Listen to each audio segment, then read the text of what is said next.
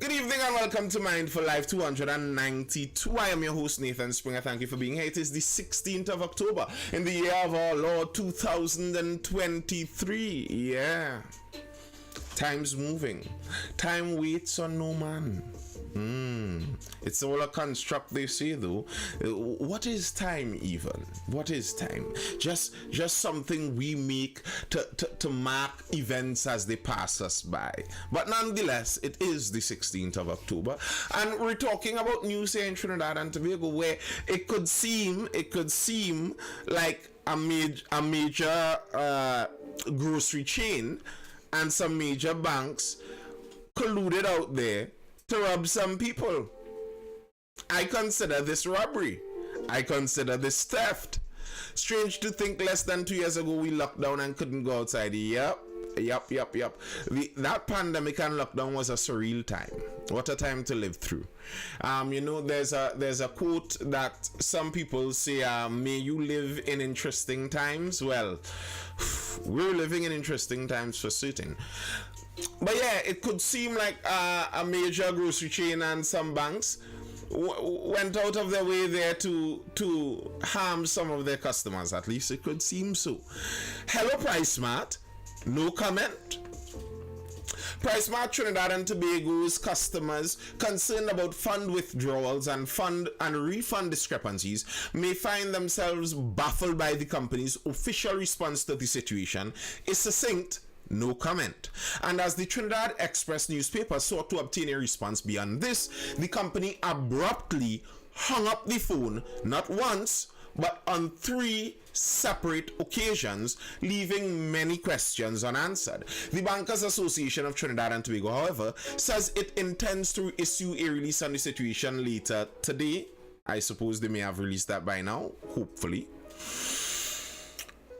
Over the weekend, several PriceSmart TNT members discovered duplicate transactions on their accounts, and funds returned to their accounts were less than the amount withdrawn. So several people... Good night, shy guy. There were several people who recognized that... Wait.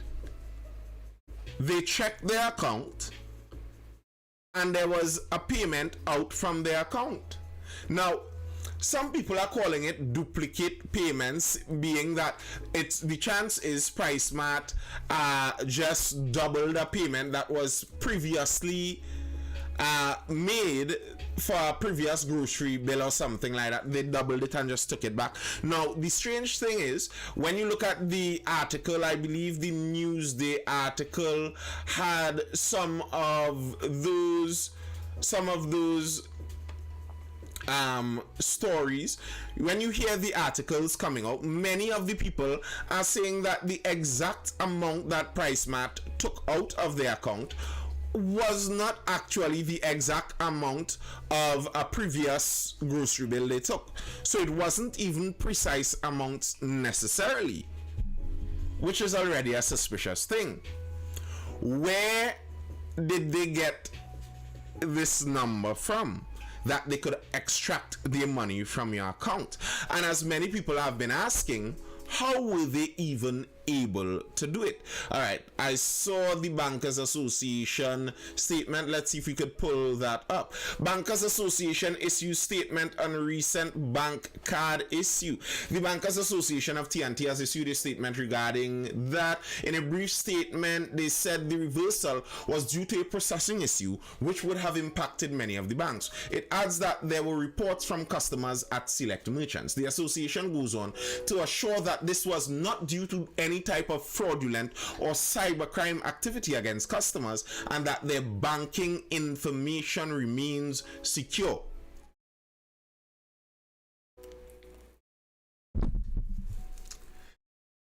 How does someone trust a statement like that? This was not due to anything amiss with cybersecurity, any kind of bad fraudulent activity here. No, nothing like that. And all of your information is secure. All of your information is secure. But how can you be confident your information is secure when payments are being extracted from your account without your authorization. By very definition, your account is not secure then. By very definition. And if this could happen previously, what is to stop it from happening again? And they were pointing out that the discrepancy in the return amount was because it was US dollars and US dollars were used, and when they transfer it back, that's why you get a little less. That $10 is on the lower end. Some people got $30 less, some people got up to $60 less. And if they do that across a couple thousand customers, that's a lot of money they're getting there. And the strange thing is, no police have been involved. I believe Consumer Affairs is now investigating. The Consumer Affairs to probe PriceSmart credit card charges. Minister of Trade and Industry Paula Gopi-Skun has asked the Consumer Affairs Division to investigate incidents in which PriceSmart customers were charged to purchase, etc., etc., etc. Now, as far as I know, there's no police action inside of this. Asked for contact information for a manager who would comment on the record. This is inside PriceSmart. She directed Newsday to an email address that they're not getting responses to. Some customers have called for the police to investigate. Newsday was unable to confirm with the police information officer if any reports had been made on the incidents. I would like to know why police are not involved. Because here's the thing. I recall, I don't know how many of you all remember this. Spending spree ends in Karapi Chima man's arrest. A system error which led to a financial institution crediting 32 million and change to a client's account triggered a series of events including a wild spending spree, a report to the fraud squad, and a Karapi Chima man being arrested and charged with larceny. That was a bank mistake.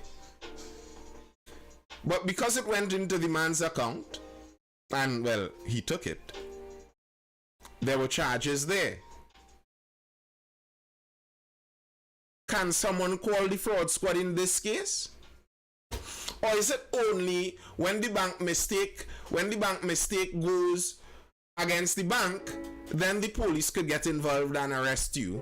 But when the bank mistake goes against the customer, then it's hard luck. Suck salt, wait until the Consumer Affairs Division finishes their investigation, whenever that might be.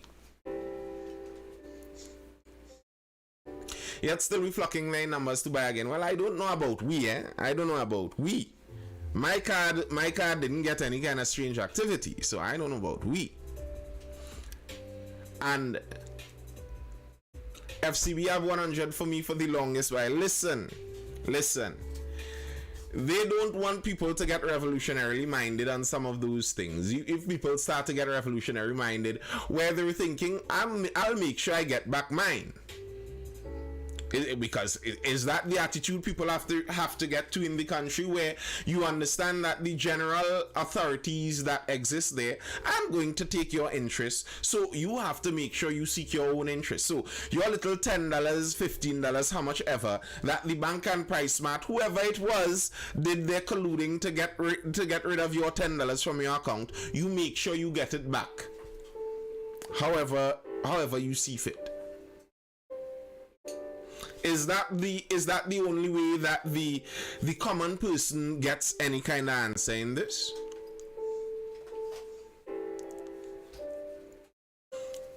To me, the excuse of US dollars and the exchange rate is irrelevant. It is irrelevant.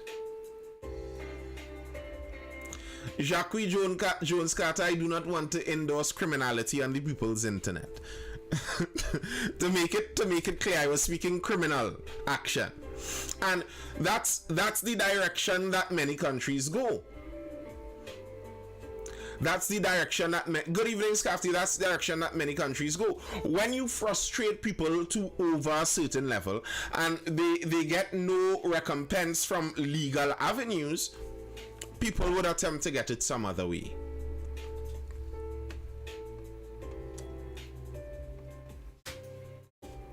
Yeah.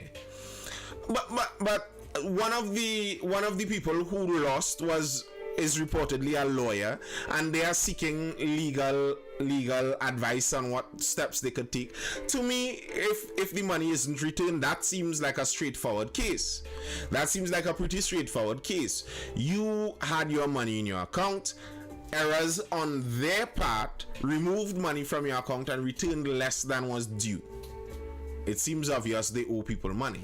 Another question is, why a local purchase being charged in US dollars? I have seen that question before too, which is very interesting, and which makes you wonder about the share of US dollars that each person gets, that each institution, company gets. I don't know how many of you all remember when there was the switch over in governments between the 2015-2016 era, and there was some bacchanal in forex exchange since then. People were struggling to get foreign exchange. It's been that way for a while now, and the former central bank governor released some figures showing which companies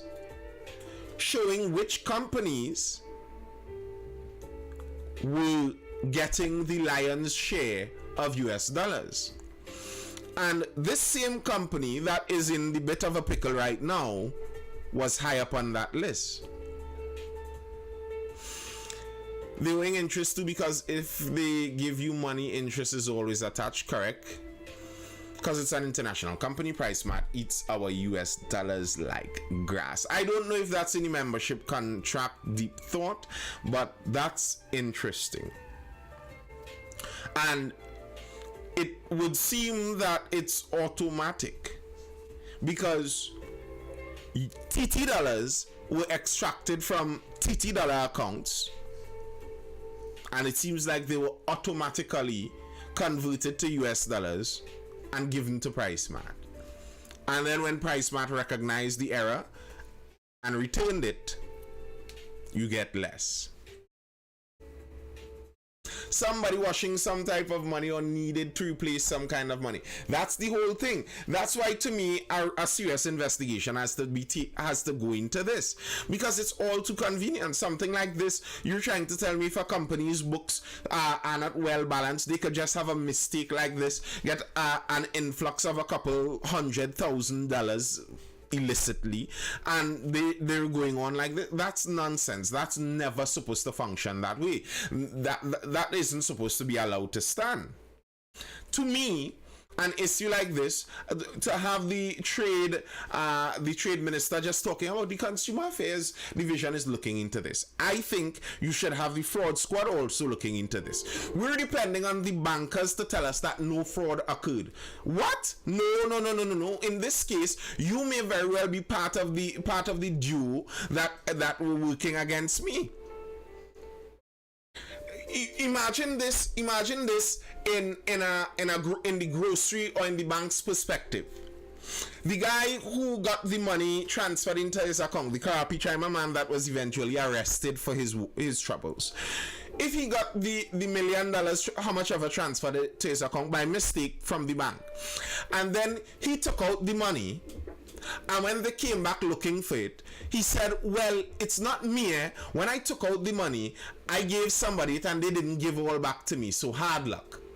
He is still going to be arrested. Nobody cares whose fault it is, who took it, or who exchanged. You took money from the account. You have to return the money you took. That's why the Supermarket Association is always against PriceSmart. Close down PriceSmart and work some juju to bring a Walmart here. Lol. That would be interesting though, if it does happen. That would be interesting.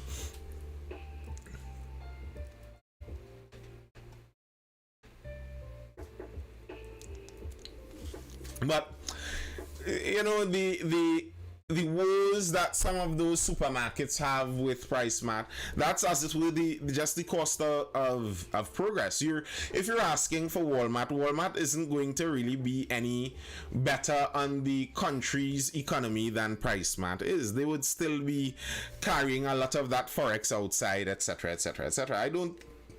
I don't think necessarily it's a PriceSmart specific issue. Like if somehow we bring Walmart, it would be any different. progress has consequences in a sense like that. There are issues that you get forming up with progress. There are negatives to progress. That's just the reality. I was looking at an article, for example, with the Point 14 highway.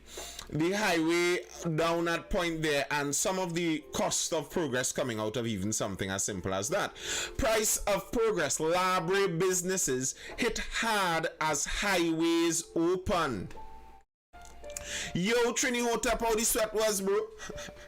The community of Library was often busy, a benefit of being along the main route to and from San Fernando to those living Point 14 and environs. Scores of street vendors selling fruits and vegetables, customers stopping for a sample, and long queues at the NP service station were common sights. But as more sections of the Solomon Hochoy Highway extension to Point 14 open, business has slowed drastically, even driving some to relocate. On September 3rd, the 4-kilometer section of the highway between Grants Road and Vance River opened.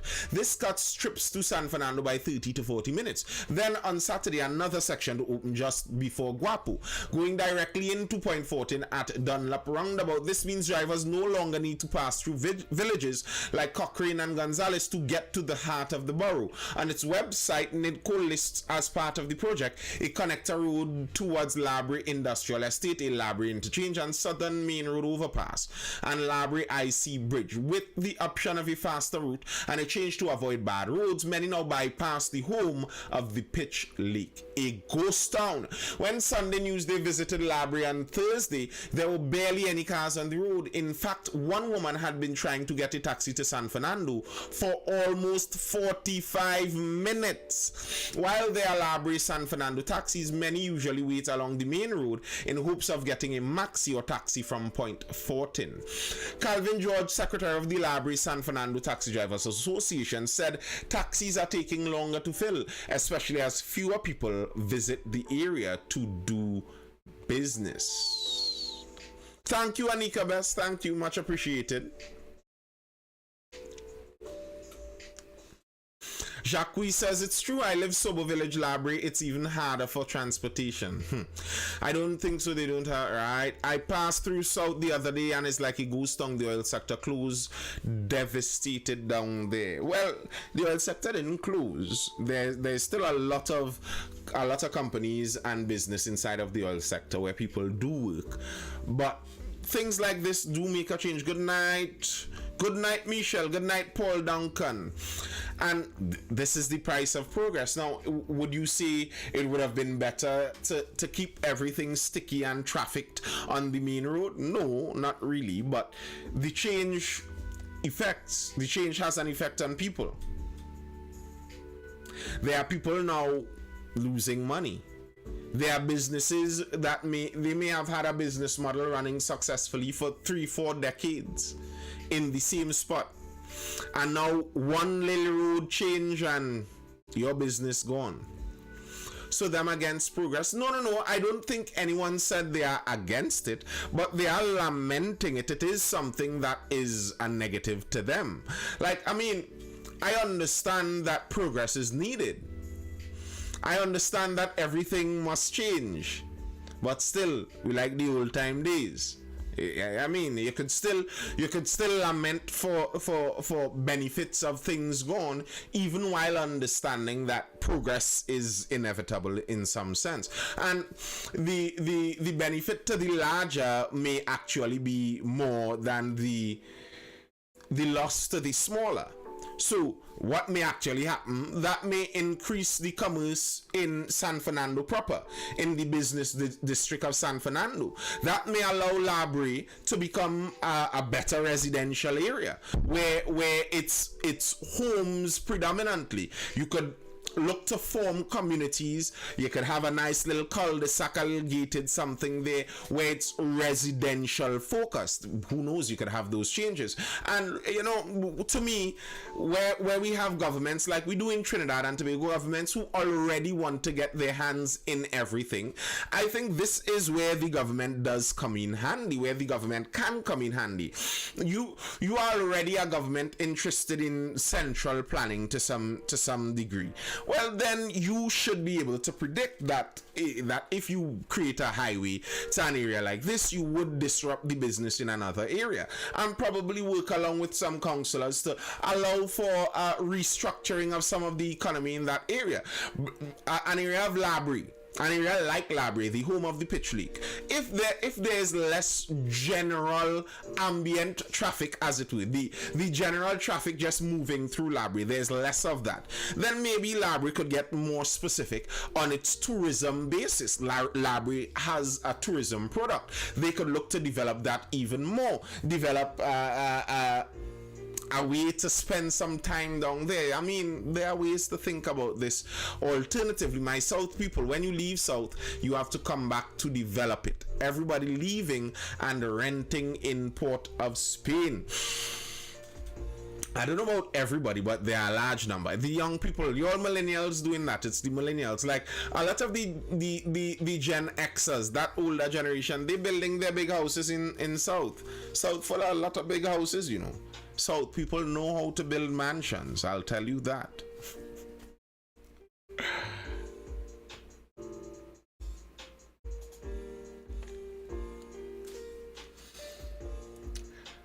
Labrie come like a back road now, you know.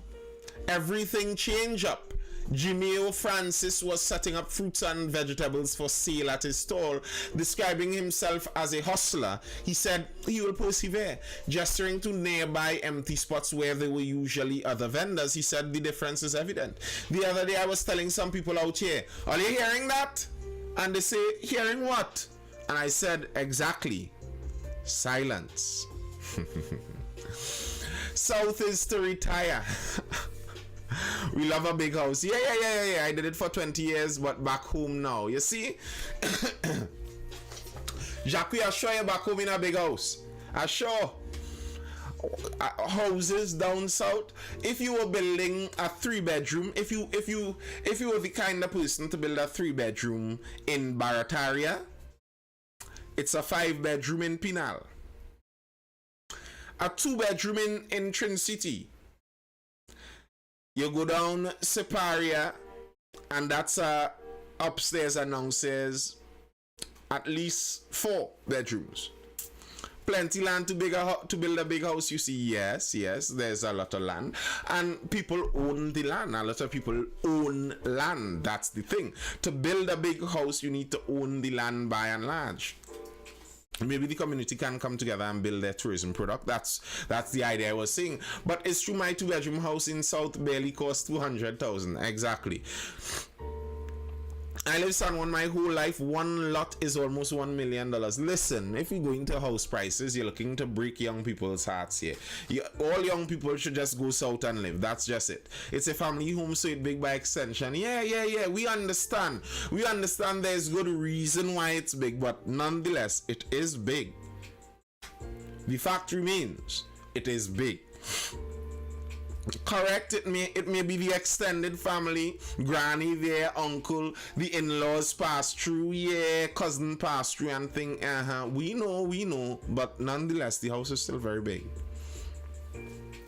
I built a 3-bedroom 2-bath recently in Central, cost me 1.4 million. Yikes! We need the housing market to crash. Yeah, Central, I'm telling you all, Central.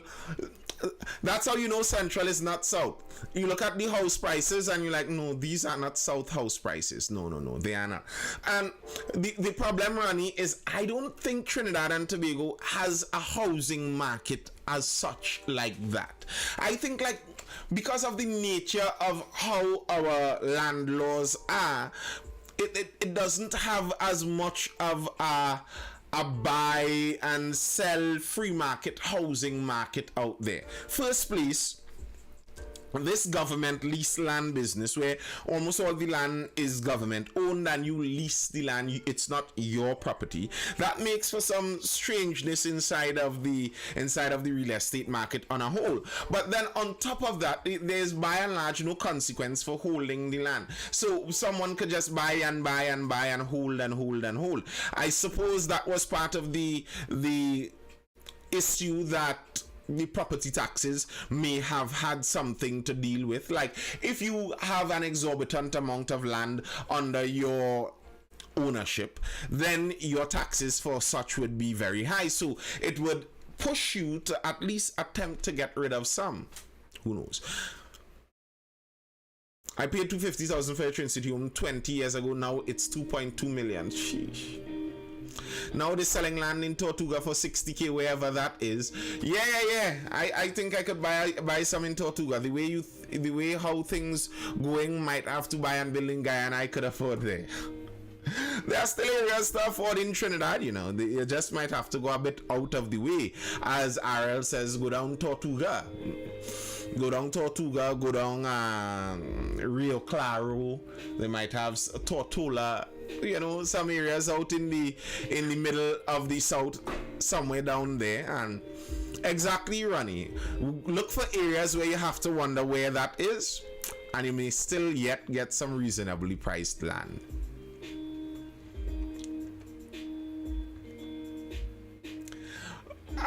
But Guyana listed as a high income country now, yes, but the land is still relatively cheap in Guyana, and I think Guyana's land prices are not going to, by and large, rise anytime soon, at least not in general. I mean, Guyana has cities, and city land price is city land price. What you telling me? No, user. What you telling me there? What you telling me? Jeez. So is my wife, Misha. So I think I'm you might be joking, but I'm not. You all will see. When you all see me streaming live from Guyana, you will know. But how you mean one lot, like 50 feet by 100 feet? 50 feet by 100 feet for $750,000 in Rio? Nah man, Clare River. Nah man. No. That hurtful. That is hurtful. Like, consider the I don't doubt you, user. I don't doubt you. I'm just saying it's hurtful. Like, if you think the average professional salary in Trinidad and Tobago is what, $10,000? The average professional salary. So many people who went to school, came out with a bachelor's degree, they're making no more than $10,000. $10,000. How long is it going to take you to just purchase one lot of land for $750,000? In Tobago, buying a drain by a river in a cave in the forest. Well, I could understand that for Tobago. I mean, I'll pay $750,000 for a lot in Tobago, but Rio Claro, professional on a large sector and professional, exactly. And watch what this creates in our society. This creates a growing class of the society that will never own homes.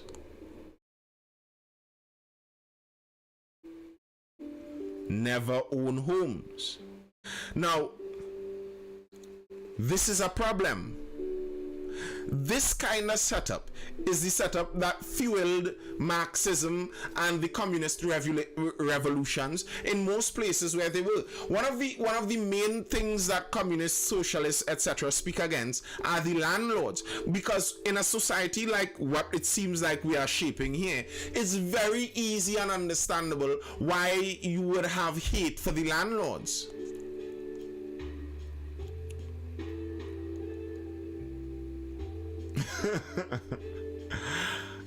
You would understand why hate is easy to develop for landlords. Imagine Trinidad 30 years down the road and the situation continues as it's going and it just exacerbates and gets worse, and then you have another generation of 20-year-olds with zero hope of owning any property unless they hit it really big. Unless you're looking at 40,000 plus salary in your early 20s, you're not going to own a home. So all you could possibly do is work every day of your life to pay someone else to spend the time in their home. And tell me if it isn't going to start to get very appealing to you when people whisper in your ears about revolution and deposing those unfair landlords. Because here's what happens in a system like that. The children of the landlords inherit the homes and they continue being landlords into the next generation. The children of the non-landlords, they could get educated, they could find a good job. Unless they hit it luckily big, they're going to remain homeless and renters for the rest of their life. You lock people into different classes in society. That's a scary place. That's a scary place. If people are locked into renting and they see it that there's no hope for their children to come out of renting, they see that there's no hope for their children's children to come out of renting. You could save everything, your child could save everything, and it's not going to work. Revolution starts the song very tempting. And I don't want a revolution. I don't agree with such things. And I think it's an admirable dream to look forward to being a landowner, to being a landlord even. But the idea that it seems impossible to even start owning a home in Trinidad, I find that preposterous. And we were talking about this previously. Was it last Friday when I was saying this? I don't think housing is a human right. I saw somebody else saying this nonsense on X recently. Housing as a human right and this nonsense. I don't think so. But the land. The law of Trinidad states state land cannot be sold. The government, the state, owns the majority of the country, the actual land.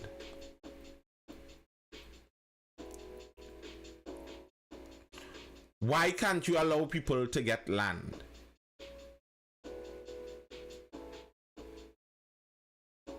Well, you have a right to shelter, but you don't have a right to housing. Because the way I state it is, and this goes in even to the healthcare business that we regularly talk about, Michelle. I know people talk about healthcare being a human right too, but the way I see it, no one's labor could be a human right. Housing requires somebody to build the house for you. How could you have a right to the labor of someone else? It doesn't work like that. Healthcare requires somebody else doing the labor for you. How could you have a right to someone else's labor? Yes, Michelle, you're right. It is our patrimony and we own the land. But I mean, we own the land. The state owns the land really and truly. Wham to monkey paw. To me, that is the direction I would tackle this at. The land direction. I could understand people having a right to land. To land in the land of your birth, that makes sense to me. And I regularly say this. I think if you distribute land or even sell it for a very cheap price to people, that's one way you surely invigorate the construction sector in Trinidad and Tobago. And you would get that construction sector to start moving not only from the top first, as it seems like nearly all our government projects do, not only the junior Samis and the Kusals and the Siri Ram brothers, etc., the small contractors. Because if somebody gets a piece of land from the government, they get their patrimony, their one lot that is due to every citizen, let's just say, and they are not very wealthy. They may be looking just to build a 20 by 20, and they would hire the smaller builders to do just that. I agree and provide options for people to build. Guyana is doing this. Yeah, to me, even the options for people to build, you could even leave off some of that. Encourage family homesteads. Exactly, you encourage it. I don't think you need to provide, and you need to provide necessarily anything more than the space. Anything more than the space. It's approximately 6,000 TT a month for an average $1 million mortgage for 30 years. 6,000 TT a month. And we were talking about the average salary being $10,000. You're paying $6,000 a month on a $10,000 salary? No, you're not. Well, obviously, if you're married and both of you all are making the 10,000, then it becomes a reach. But still, even two married people with a $20,000 salary, $6,000 out of the 20 every month for 30 years. That's a serious commitment. Yeah, you do. And I don't think that's how it should be. Good night, bro. I don't think that's how it should be. I don't think you should need to have a $20,000 familial income in order to afford a home. That's just cruel.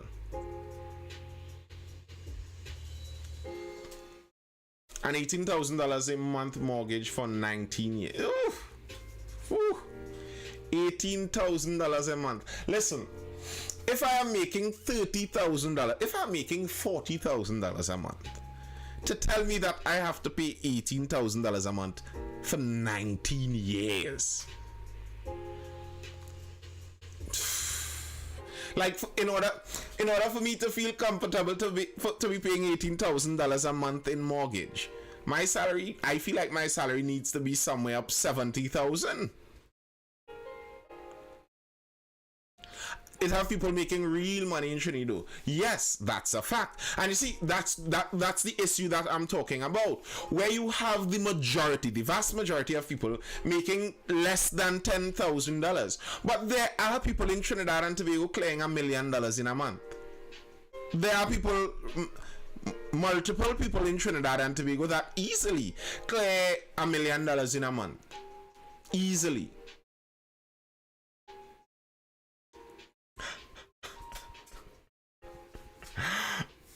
And like, I remember a story, a familiar of mine, and a young man, and he was looking to purchase a home. But you know, you're looking to, if you're working within the system here, you're a regular guy. You're looking to scrape up what you could scrape up and work with this institution and that institution. So while you're hunting for properties, you have to keep all the institutions on speed dial. So you find something looking appealing, and while you're negotiating and talking there, I think twice with this particular person it happened. While they were hunting for properties, they found some ideal ones, and while they were discussing, someone came with cash and just they came with cash and just went with it. That's that.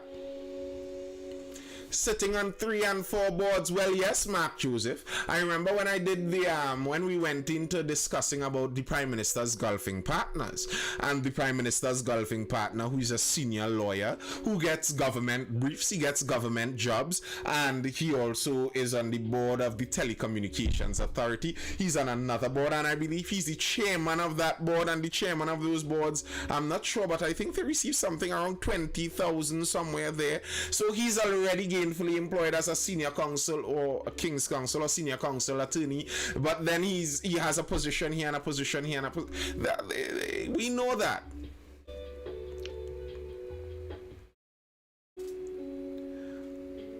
Bless my squatting grandparents, because I myself may not have been able to afford land. Listen, I find on the basis of the land argument, I have to be careful how I say this one.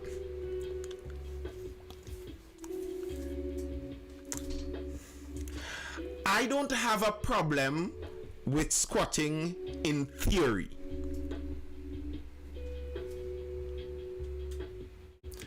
I don't have a problem. Let me rephrase again. I don't have a problem with squatting on state lands, on government land, in theory.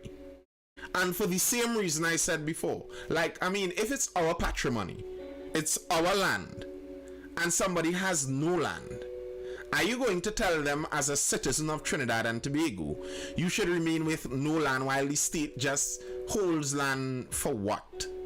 That makes no sense. But squatting in the way it's allowed in our system is just so unfair. Because the rich will squat. Many of those trucking companies are squatters. They squat. Many million dollar businesses squat. The very wealthy squat. Listen, I would never forget, and I keep my eye on it constantly, when somebody was going to squat inside the swamp right to the east of the Uriah Butler Highway, right around Caroni there. They started to fill up the swamp, and they were going to squat in the swamp. And I still have my eyes on that, because I remember when that happened, because I do environmental and geography and biology, that kind of thing. That's my specialty, that's my wheelhouse. And I know you don't go filling up swamps just like that, especially in a country where flooding is already becoming more and more of a problem. You don't go filling up the swamp. That's ridiculous. But okay, they started filling up the swamp. They promised they were going to empty it. They were going to remove all that material they placed in there. Okay. Now, it did happen under a previous administration, I will say it did, but you know, they never did remove that material. And every now and again, I do see equipment in the back there. Do not be surprised if 5 years down the road, a company opens up there with a nice big building and an aluminum facade and a fancy vinyl sign with their logo. And you're sure they purchased the property, and they didn't. Many wealthy people squat.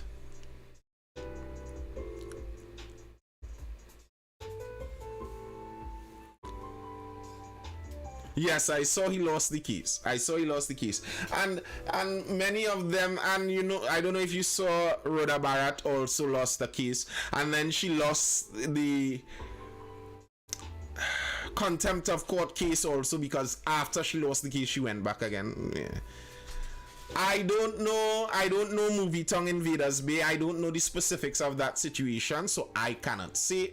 But I don't know necessarily the legality of how it works when you reclaim or fill up the sea. Like, if you fill up the sea, who do you buy that land from then? I don't know. So I don't know all of that, but it's a fact. And as I said, the wealthy, they squat, the rich squat, and also the poor squat. The poor go out there, they have nothing to lose, so they go and run up a shack in quick time and they squat.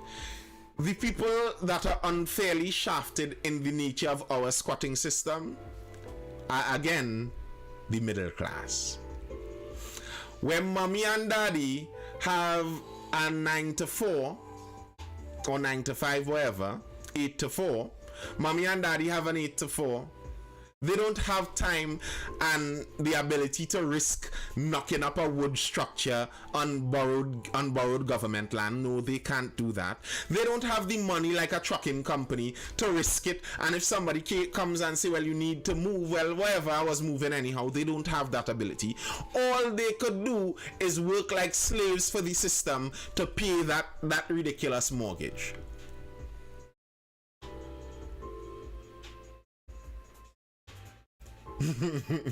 We are now sliding into the lower.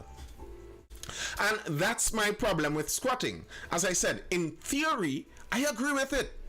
Like, in theory, I find it ridiculous. The government should not be able to stop people from getting a bit of land on their homeland. Like I believe it was the US had their homesteading laws at a point in time where if you went out into a remote area, you could basically stake as much land as you could control. And it's yours if you could control it.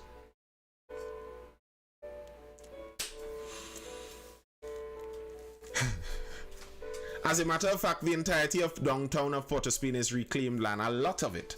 A significant portion of it. All you need to do is look where the lighthouse is. The lighthouse was in the sea. Below the poverty line. No. I don't think we would ever, the middle class would go below the poverty line. The problem with the middle class wouldn't be starvation. It's not going to be that the middle class is going to starve. You're not going to run out of food.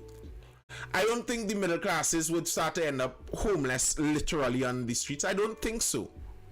What you would be is the World Economic Forum, what they said. You will own nothing.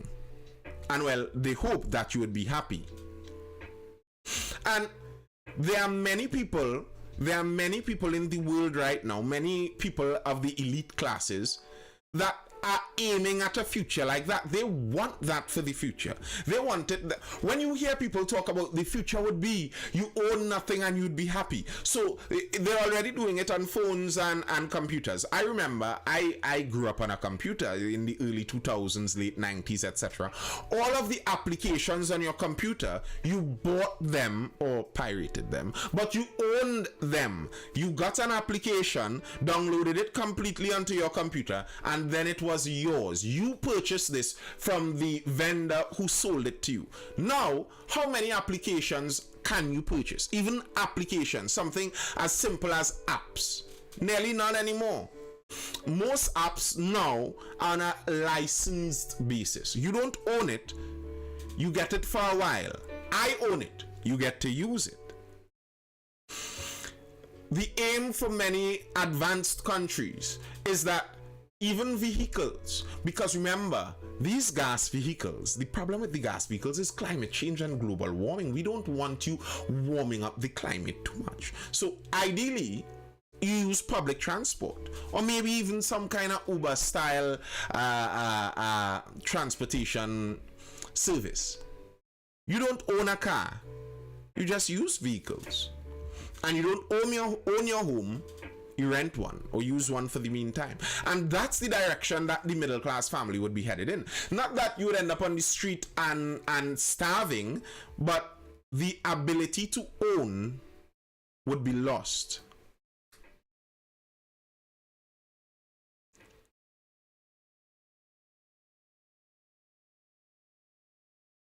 The ability to own would be lost. And the reality is, for the middle class, through time, these things will how the middle class earned assets. This was how the middle class passed down assets. You see, my two parents, being hard-working middle class people, would go through their life accumulating middle class assets. That's what they're doing basically. Going through their life accumulating those middle class assets. They build a home.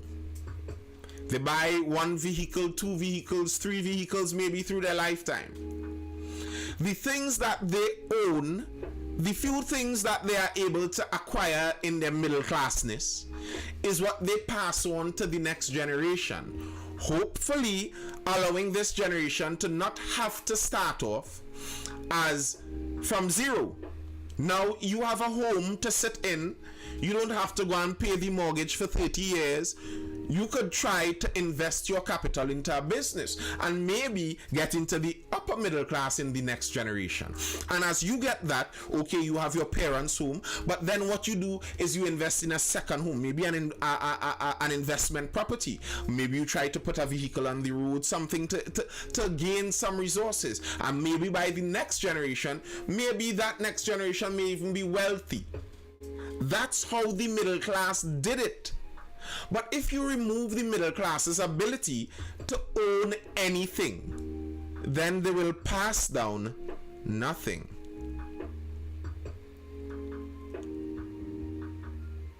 They will pass down nothing. And for parents who understand that cultural role of parenting, that try to give your children a better start than you had, Feeling chaotic. Trying to give your children a better start than you had. If you started on 0, hopefully your child could start on 10, your grandchild starts on 50. Who knows? It's a hope. But that's what the middle class do. That's why they acquire resources. That's the benefit of them acquiring resources. If you kill the ability to own, you kill the ability to elevate. They can no longer elevate. What you are hoping for in the middle class is that you hit on to the $1 million job. That you just happen to hit it big. You latch onto a company that happens to skyrocket at just the moment. You're wishing for luck. While the idea of the middle class is that you shouldn't need luck. I'm sorry, but black people as a whole don't think about generational wealth for the most part.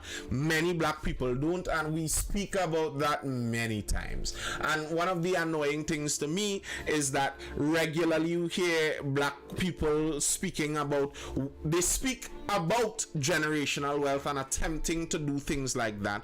But then when you see the things they encourage and what they facilitate, you recognize they have no idea about it. They have no idea about it, how to do this thing. And you see, the building generational wealth usually isn't a glamorous thing. It isn't flashy.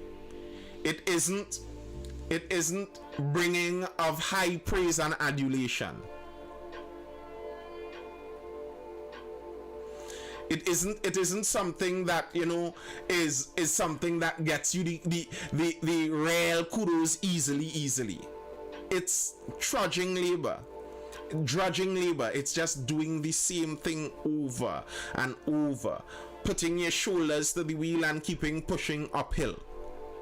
Hopefully that the next generation gets a better starting point. Building generational wealth, you sacrifice most of your life for it, but it's for your kids. Exactly.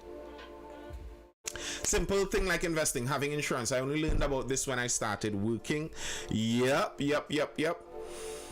I think insurance is good, but all the insurances that are optional are good. You see, car insurance with the mandatory business, that's a con. That's a scam. They're scamming us there. There's nothing we could do about it, but I'm just saying, I know y'all are scamming me with that one. Building generational wealth starts with getting married and not running down woman. Preach, Ronnie. Preach. That is what building generational wealth starts with. Building generational wealth on the male side starts with discipline with your seed. That's one of the most important things. On the male side, discipline with your seed. And on the female side, choosing wisely. For a big part, a massive part on the female side is choosing wisely. Because at the end of the day, a massive part of your generational wealth is going to come from who you choose. That's just the reality. It's not saying that women can't earn, but if you're talking generational wealth, obviously you have to make somebody to go into the next generation. And while you're making that somebody else has to be building the wealth. You're making the generations, he builds the wealth, and then you get generational wealth. But that's why you have to choose wisely. At least on that side. Not saying that men don't have to choose wisely too, but where it's critical in that sense. Yeah. You see, the thing is, insurance companies can go out of business. Yikes. Yes, they do. And they can crash and they can leave you holding the bag. You get nothing at the end of the day. They go their way with all of your nice money. And there's nothing anybody could do about that. What you gonna do? Listen, you have to be careful about the promises out there. The last story I'm going to dive into, a promise out there, and it makes sense that you should really be careful about these promises. I regularly warn people about this. Be very careful about those unions. Those unions, a lot of the times, those unions aren't on your side. They're there for their own benefit many of the times. Let's look at this interesting story. Interesting story. PSA president back pay promise causing trouble. Public Services Association President Leroy Butty says Finance Minister Colm Imbert intended to stir up trouble when he promised back pay to members of public sector unions, which accepted the government's 4% wage increase offer. He was responding to a protest by PSA members. Police blocked off Abercrombie Street. During last week's budget presentation, Imbert re-said public sector workers who had accepted the government's offer will receive their back pay by Christmas this year. One protester said it was unfair that members of other unions would be able to enjoy their back pay at Christmas while PSA members had nothing to look forward to. They were upset about what they described as Baptiste's flawed logic in arguing that the PSA could get more than the 4% being offered. So what's going on here? Let me break it down. And this is a good union busting move by the government. You all know I'm not a massive fan of unions. I am a fan of workers and workers' rights, and I think workers should unite to get their rights as they see fit. But I think you workers could unite in a WhatsApp group. I regularly say this: a WhatsApp group replaces 90% of a union function. All right, but some of the unions took the 4% in the earlies. PSA said nah.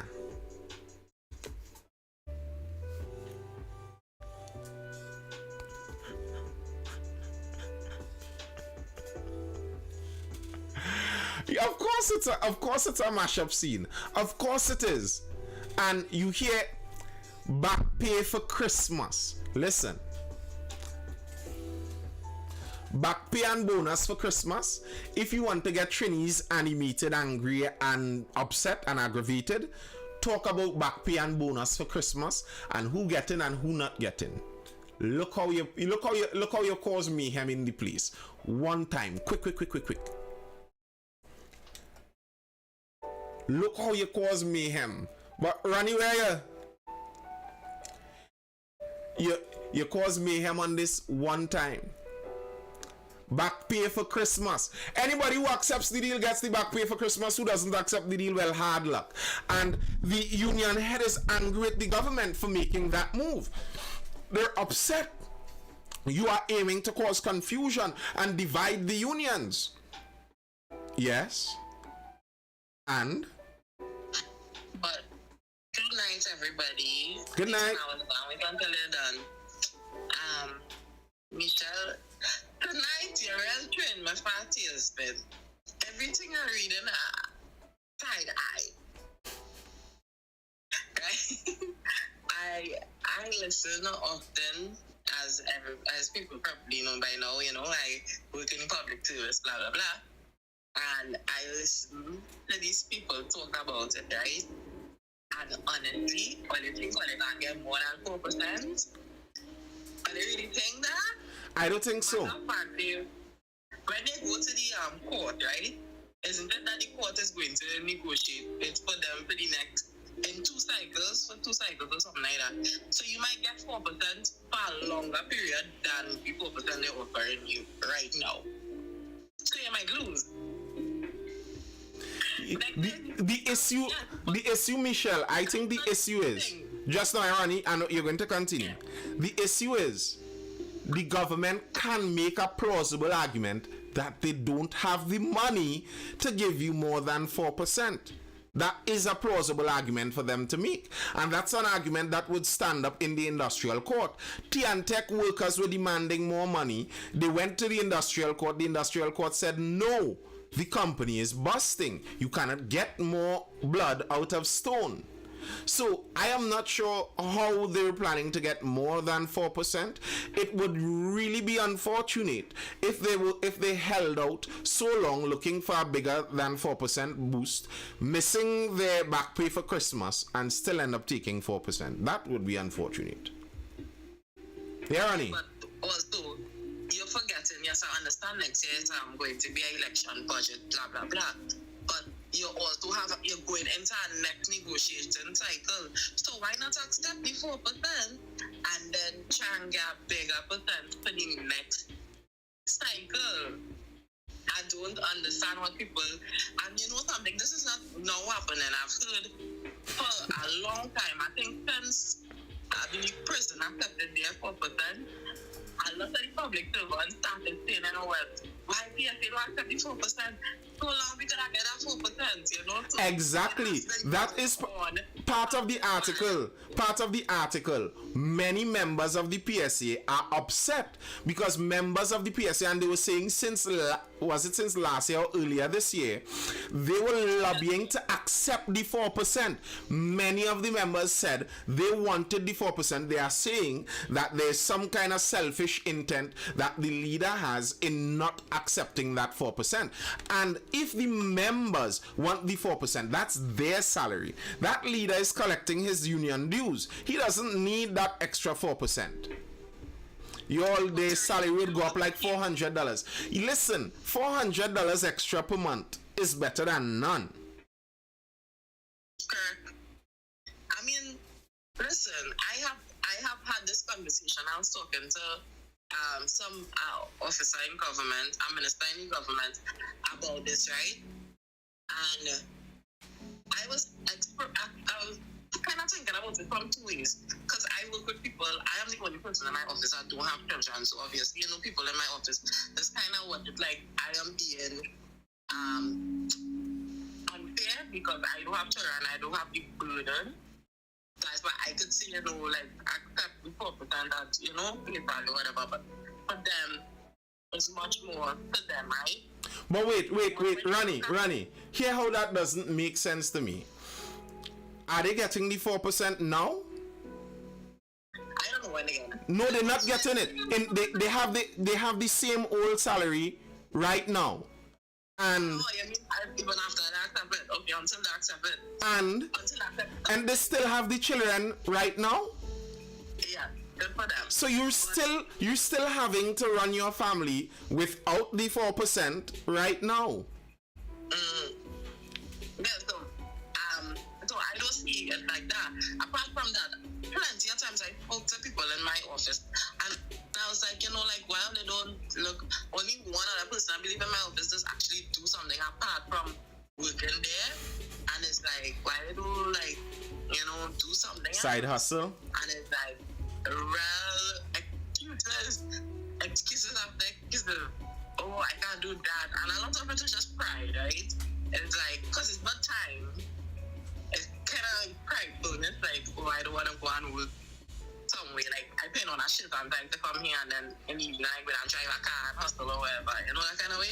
And that's the problem. I think, remember my view on a lot of the public servants, maybe Michelle and some of those RHAs should get a raise, but 90% of the others should probably go home. Because plenty of them don't even work. And then they're out there lobbying for more than 4%. I find that kind of unfair. And don't we pay them to fight for us? Yes, that's what you pay your union leaders for, to fight for you. And in fighting for you, though, they have to fight smart. They're fighting for your benefit. If you would have been able to get a back pay, $400 extra for the entirety of this year onwards, versus no back pay for Christmas, and you still have to take the same $400 extra midway through next year. Which would have been better? Who would have fought for you better? And maybe, as Ronnie is saying, if you take the 4% now and you do it as an incremental thing, for the next period you take probably a 6%, and for the next period, and you keep going attempting that. But to me, to just attempt to force the government somehow to go more than 4% increase of pay across the entire public service is a difficult ask. It's a difficult ask. Yeah, and I think a lot of the public, I'm not going to side with public too, but again, I go back. You call out attitude if you get an answer. If you get an answer, you go to see your office. You go into our office to see your officer. Attitude is like, do you even want to be there? And to me, if I was the government, baby, all you're getting only 20% increase. 20. And you know someday, half all was winning. But governments can't do that. They would lose the election, and their interest is the election to a large part. 400 may push me into a different tax bracket. I would go home with less. That's not actually true about the taxes. Even if it does push you into a tax bracket, the way you get taxed is on the amount above. So let's say the $400 extra pushes you into, how much is it, more than 72,000 for the year, or how much ever it is, pushes you into whichever one above that. You were making 150,000 and less, and now you're making 150,000 plus a little more. The only increase on taxes would be on the more over the 150,000 you make. So there's no way you would carry home actually less. You would always carry home more, just it would be less on the more. If you see my foul cube, it have holes in the ceiling and dust falling on me. Exactly all the public want is value for our money. But like public servants do little for the public to be on their side. That's partially true. And to me, you could solve some of these things by actually evaluating the jobs that people do, evaluating how they do the job, evaluating the results that they get, and then you may find out that okay, the public might actually be more happy with the RHAs, the Regional Health Authority, and this specific RHA is doing well. And like the idea of the free market, and this is why capitalism works, this is why capitalism brings people out of poverty and causes societies to run better. The idea of a free market is that the people who perform better make more money. The idea of a public service market is everybody makes the same amount of money and everybody gets the 4% increase. While it may be 1% of the public service deserves 100% increase, while 50% of the public service deserves 100% decrease. But no, we have to put it all together and give everyone shared up a 4% increase. That really may not make sense. It may not make sense. There are many people who would be getting that 4% who don't need it, who don't deserve it. That is going to be absorbed into tax, gas increase 3 times, utilities up by 20%, $400 to do what? I understand what you're saying, Mashipu, $400 is not much, but I could tell you, anybody willing to throw $400 extra at me a month, I will take it. If prices have gone up, as they have, $400 extra is $400 extra. Also like to point out, it's $400 extra with no extra work. Like you have no increased work. You do not have to increase your labor. You do not have to increase your hours. You do not even have to increase your productivity. So it's $400 free dollars, by the way. Because in the regular places, when you have to negotiate, where I also work private, when I want an increase, I have to show them where I give them more value for that increase. So, I'm sorry. And you see, that's the problem in the public service. That's not what the public service increase is not based upon an increase in efficiency. It's not based upon an increase in workload. It's not based upon anything like that. It's just based upon the society got more expensive, so we were supposed to give someone more money. But there are many other people in society in that very same position. This is for work done, and we work very hard. If they have to pay us for work, they would shut down. Well, I would prefer that. As I said, pay the people for work. If there are people in the public service working more than they should, pay them more. If there are people who are not working, pay them nothing and fire them. And that is actually the problem that I'm seeing there. You said the problem is at least it's something, it's better than nothing, and that's why they're doing us what they want, and that's why they could get away with that. I don't think that is the problem. The problem is you are tied to a bunch of lazy people inside of the same service. It's like you're on a football team and you have a bunch of lazy slackers with you, and the team will continue losing. And you can't blame anyone else. It's part of your team. The reason that the public isn't interested and isn't jumping for joy at the idea of giving public servants more than 4% is the public interacts with the public servants, and they recognize a large portion of the public servants don't deserve more money because we pay them more money and they do not deserve it. We actually have a labor crisis right now. 2 people working in a department for 6 workers. Well, I wouldn't doubt that's in your area, but I am sure, because I've been in some of those areas, there are print rooms inside of certain government offices with 6 young people standing up in the AC doing nothing. So the problem there isn't the 4% increase across the whole public service. The problem is, okay, the workers that are overworking, the 2 people working for 6 people in your department, they need to get the money of the 10 workers in the print department doing nothing. And that is the problem. I can speak to RHAs, maybe agriculture have that problem. You see, that's what I'm saying is the issue. You're tied all together, and that's part of the issue with a union even in the first place. Let's see. If the unions were separated individually into each area, then we could individually evaluate this. Okay, the clerk ones at the office of the Attorney General would like a pay increase. What do the clerk ones at the office of the Attorney General give us? Well, they type out 3 documents every so often. Then we know who to give that. And then you say, okay, the RHAs are at the level where we have staff working 2 people for a 6-person job. Well, they need more. But to tell me we're going to take the RHAs, we're going to take the clerk ones, we're going to take the entire public service, everybody getting public money, throw them in the same pool and say they all deserve the same amount extra money, it's ridiculous. I would agree to individually evaluate, but the PS is a friend, public service is a friend thing, so exactly.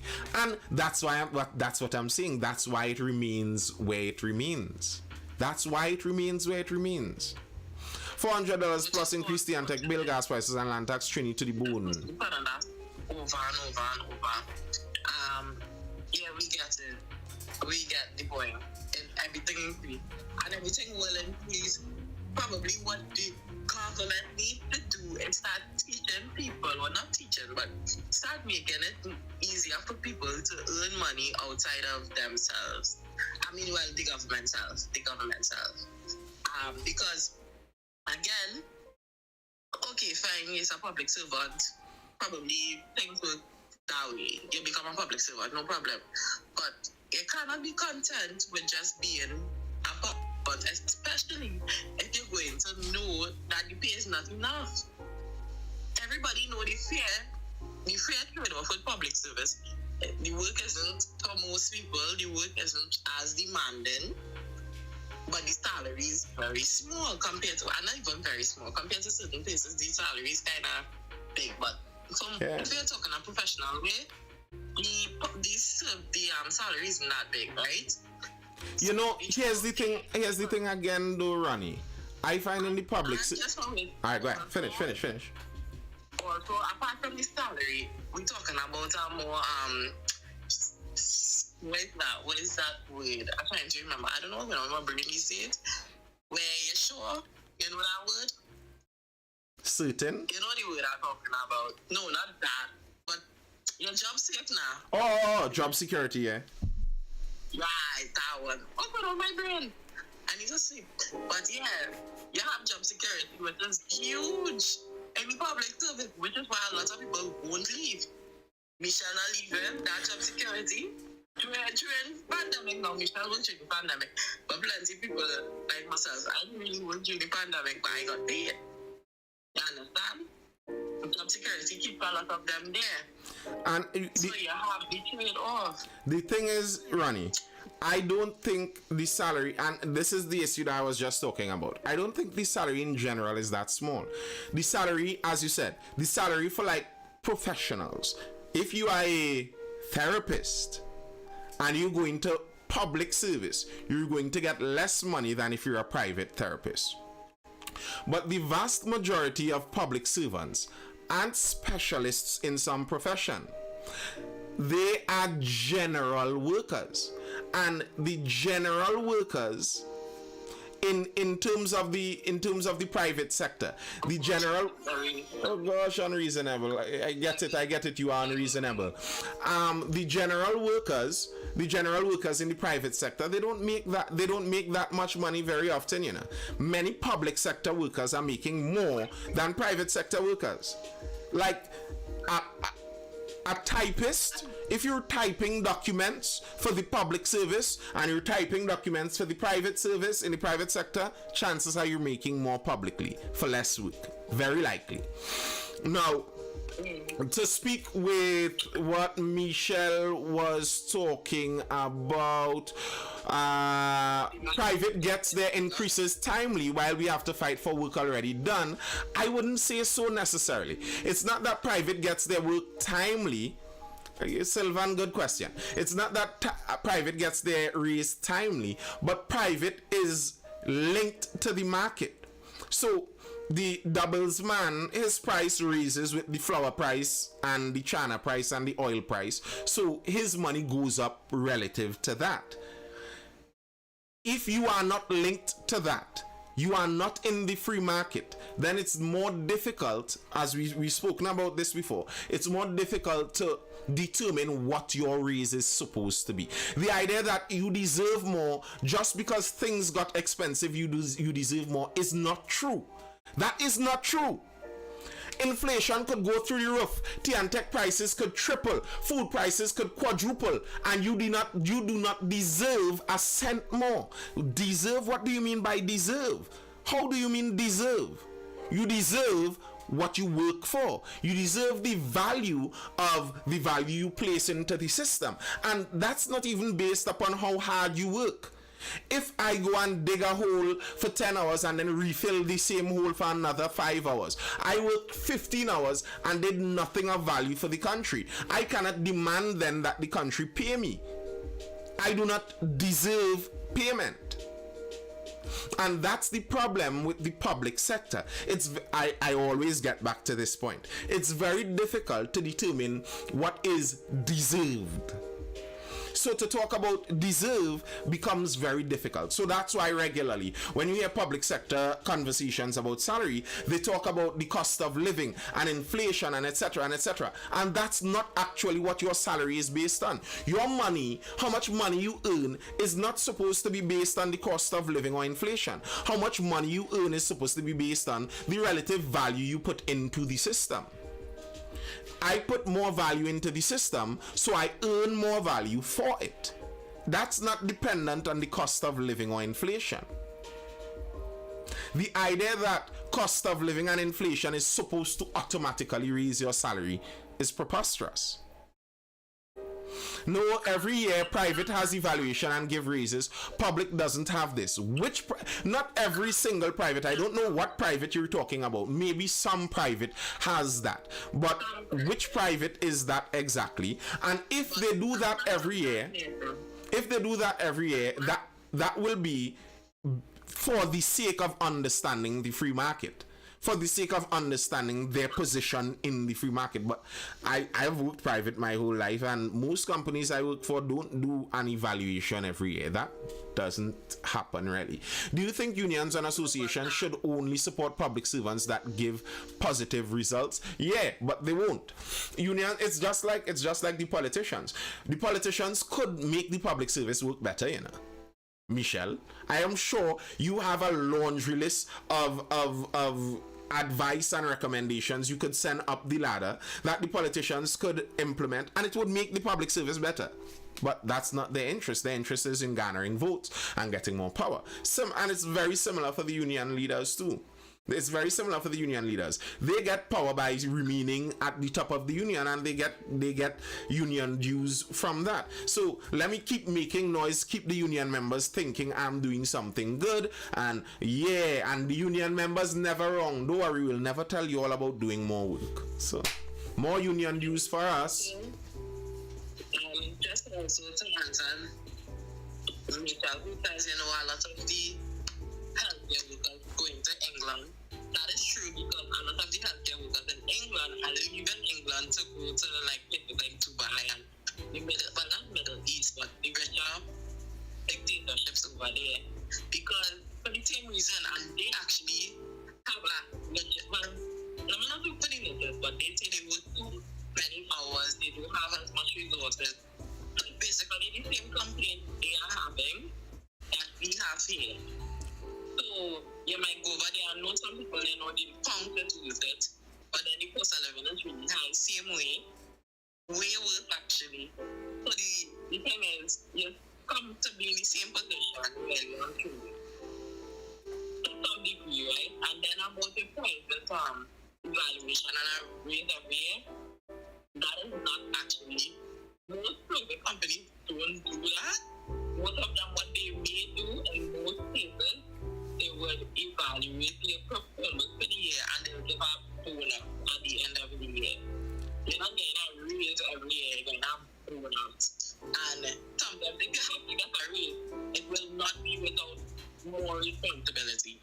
You're not getting a raise without proving that you're working more. Yeah. It's the total difference in the private and the public. You have to show that you are giving them value for them to increase the pay that they give you. And that is just fair, and that is probably something that the public service is to work on. Because the value for money is not there. And most people, I know nothing else, no Michelle. I don't dislike you. I don't think that, you're making some points that I very agree. But you seem to be a very hard worker out there, and unfortunately, I think you're saying, your job, your profession or whatever can be done privately, or it wouldn't be as beneficial privately. So that's quite unfair, but we can't just keep throwing money at the public service, because for years and years the public service and all employment in South Africa is the political football of our lifetime. All they have to do is say we're going to increase the pay, we're going to hire more people, and that's going to support them votes. But really and truly is an inefficient service. It is wasting the country's money. You get no value in return. So to me, I do not agree with it. They need to cut the public service in terms of the human resource of the public service. They need to cut down. I think they need to diversify the economy in the country by helping people become entrepreneurs and making their own money. But they won't do that, because if you're an entrepreneur and you make your own money, you need them less. Mm-hmm. And you're going to be upset when they start raising things like online taxes and they start giving you registering your business and all of these things. And you're considering giving free money for you to keep using. But I think all the other things that we do to these people, our free money, you stay. That is really and truly what's going on. Yep. Because the average person don't understand how the businesses operating in the space of Trinidad and Tobago privately. Correct. That is true. Many public servants have no idea about that. And Michelle, the problem that you're talking about there with your particular profession is actually a problem that women generally face with professions all around the world. Women tend to choose professions that are more interpersonal, making it very difficult to scale. It's something that you generally need a large infrastructure around in order to pay you some to do it, and it's nearly like a charitable thing, so someone else has to pay you. The customer can't even pay you because of the nature of the job. God bless the women that do it, because those jobs are necessary. But the unfortunate reality is those jobs are very difficult to scale, which make them difficult to make money. That's just the reality. Riyadh said the purchasing power of $1 decreases due to inflation. That's why salary increases to match. I understand that. But if the salary increases helps to increase the inflation, and then the inflation increases to the salary increase causes inflation, drives inflation, and then you increase the salary to match inflation, and you just chasing your tail. And the idea of somehow being able to balance our salaries at the perfect level for inflation seems a bit ridiculous to me. That somehow you could balance someone's salary just to perfectly weather the point at inflation they're supposed to sit. Because remember, salaries already vary. Salaries aren't, good night, Antonia. Salaries aren't one consistent thing across the board. So, as I was saying earlier, Riyadh, I don't know if you were here. Salaries in a free market sense aren't supposed to be based on the cost of living or inflation.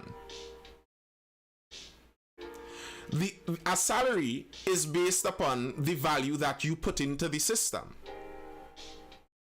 So your salary is supposed to basically be irrelevant to inflation and cost of living. The only reason that becomes a factor is because it's the public service, where you don't have the customer determining how much the value is worth.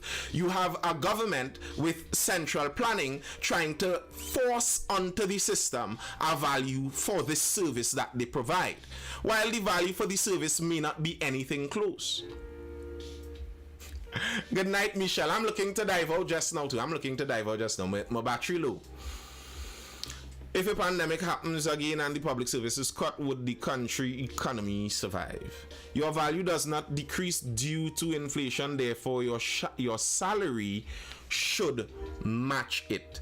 And how your salary would match it in a free market is that the value would increase. As inflation increases, the value of whatever service or product you put into the market increases.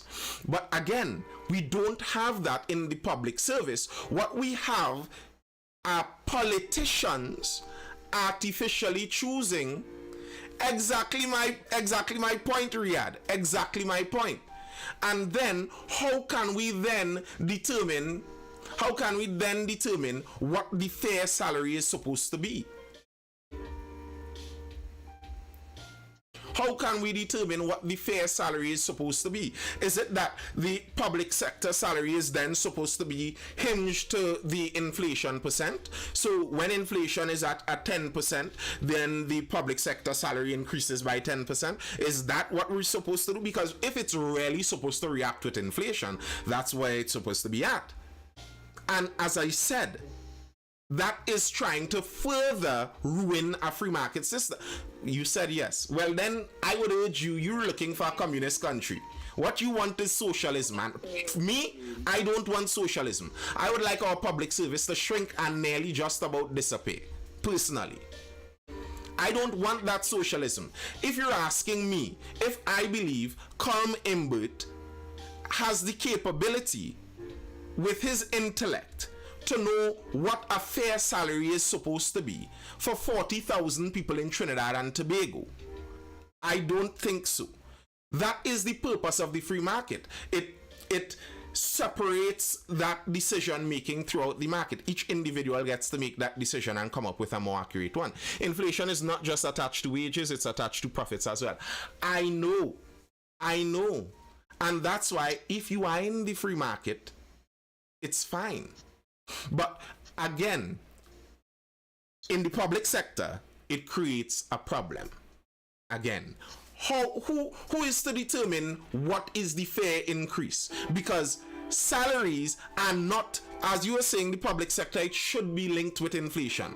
But for a market to work, for the economy to function as a free market, a market where you sell and buy goods, you need to actually have the right value of labor being paid for it. Otherwise, you would be cheating inside of the system. There's a cheat inside of the system causing artificial inflation. So, a public sector worker puts $2,000 worth of value into Trinidad and Tobago's full system. Through the work they do for a month, they effectively put $2,000 worth of value in. And the government pays them now $6,000. what is actually happening there is because of the pay you're giving that public servant, you're having a $4,000 inflation happening right there on that salary. And that's artificially increasing the cost of things throughout the system. Only in a communist country, to increase or adjust salary based on inflation, they just give you enough to survive. What he's saying there, if you want to tie salary to inflation, that's fine if the service is tiny.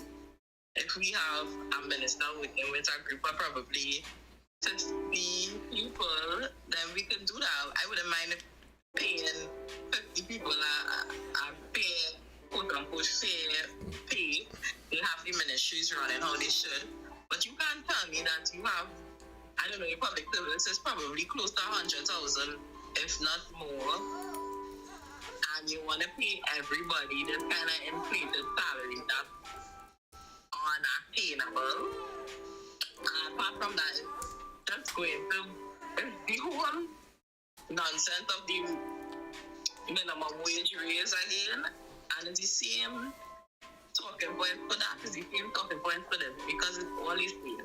The government is the one paying it, so nobody feels it really and truly, effectively, nobody feels it. But think about the country as a whole feeling it, because one of us pays it in a way. I mean, yes, we have resources, like I had an aunt that called me the other day, and she was giving me this whole long talk because her child wants to study and leave the country. And I said, I find it unfair. I don't think anybody who takes the government money to study should leave the country with their degree. If you pay for your degree, that is yours. But if I pay for your degree, that is our degree. But I think legally you have to, if your cousin play fast and use the government thing and dive out, they will send you a letter, an email will be sent, and you would have to pay. My question then, Riyadh, is what is the objective? It's about your objective. The government's objective isn't to make money. Okay, so then what is the government's objective in that case? Because I'd like to know if the objective is being accomplished. Because, okay, the objective isn't to make money, but the reality is the way you get that objective done is by using money. And if the government's objective isn't to make money but they have to use money, where do they get the money from? Well, they get it from us, people in the private sector who actually go out and make the money. So you're telling me I am supposed to just give my money to them for them to give to people with no intention of providing value back to me? That's theft. You're robbing me. And my salary isn't hinged to inflation. The profits of what I do might be linked to inflation, but my salary isn't hinged to inflation. I don't get it based like that. I have to go out there and earn it. While you're supposed to be in the government service, just taking my money for no value, or we don't even know the value, whether we're getting proper value because there isn't a way to actually evaluate it. Really? Does that sound like a fair system? And really and truly, that is what communism is and socialism. And that's why the actual industrious people in all communist countries and socialist countries eventually leave. Then your problem is with the government you elect. Yes! And that's what we're talking about. And my problem is with the government that we elect. I didn't elect. The government that we elect. And the government that we elect is so flawed. I would prefer that not the system. Let's go. Let's wait. Here's what that sounds like. Here's what that sounds like. I am forced to be in a bus. I am forced to be in a bus. They force me into this bus. And they have a reckless driver driving the bus, hitting all the potholes, bouncing down trees, giving people whiplash and hurting your back and all kind of stuff. But they force me on this bus. And you're telling me the problem is the driver. We need to change the driver. The problem isn't that we give a driver the power over a bus that we force people on. No. The problem is the driver. Somehow you believe that we would be able to elect a driver that is going to be kind-hearted enough, magnanimous, courageous enough to drive this bus perfectly for all of us on the bus. Instead of getting a system where we aren't all forced to be on a bus with crazy drivers, where we could drive our own cars. And that is more libertarian lining governance, where the government does not have that much power. The idea that all you need is the right leader to run any system is ridiculous. Then it's best we just go with a communist system, let the government run every area of everyone's life. All we're looking for is the perfect leader. We just have to elect Jesus and we'll get the perfect system. But there is no Jesus on the ballot. So seeing there isn't Jesus on the ballot, I would rather these normal devils have less power. Doesn't that make sense to you?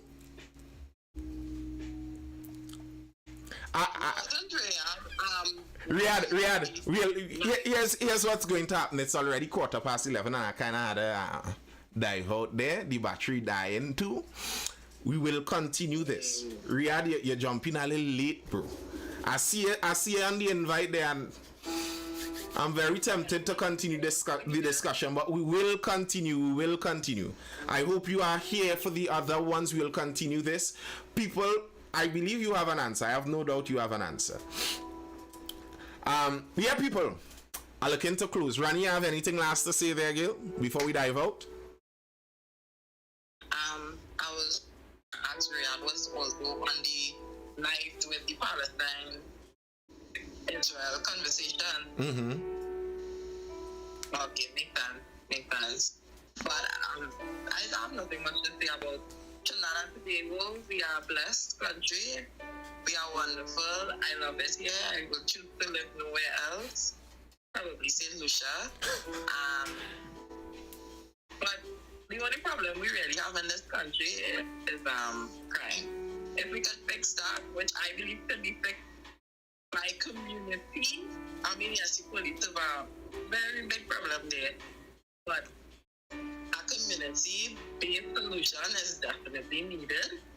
So, that's all I have to say. And again, the best way or the first step to building generational wealth, ladies and gentlemen, get married. That's the only way. Like, you can't build generational wealth if you're not married. That is just it. And yes, it's crime alone. I promise you, crime. But crime, so crime alone. That's the problem we have in this country.